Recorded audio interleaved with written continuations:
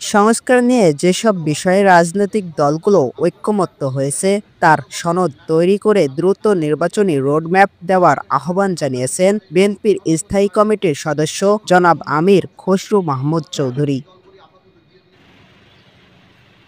বিকেলে রাজধানীর গুলশানে বিএনপি চেয়ারপারসনের কার্যালয়ে জাতীয় পার্টির চেয়ারম্যান ব্যারিস্টার আন্দালিব রহমান পার্থ-এর সাথে লিয়াজোঁ কমিটির বৈঠক শেষে একথা বলেন আমির খসরু।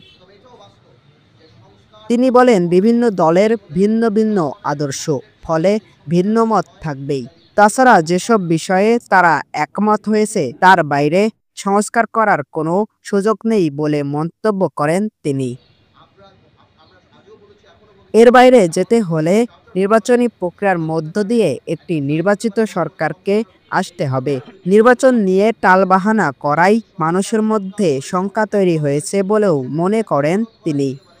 এ সময় আন্দালিব রহমান পার্থ বলেন, দেশের মানুষ একটা নির্বাচনের জন্য মুখিয়ে আছে। নির্বাচনী রোডম্যাপ ঘোষণার আহ্বান জানিয়ে বলেন, অন্তর্বর্তী সরকার দেশকে অনিশ্চয়তার দিকে ঠেলে দিতে পারে না। যে সংস্কারগুলোতে সবাই একমত সেগুলো নিয়ে সরকার নির্বাচনমুখী হতে পারে এবং ডিসেম্বরের আগেই নির্বাচন আয়োজন সম্ভব বলে মনে করেন তিনি। তাহমিদ আলো, তাইফ, টাইম টিভি, ঢাকা।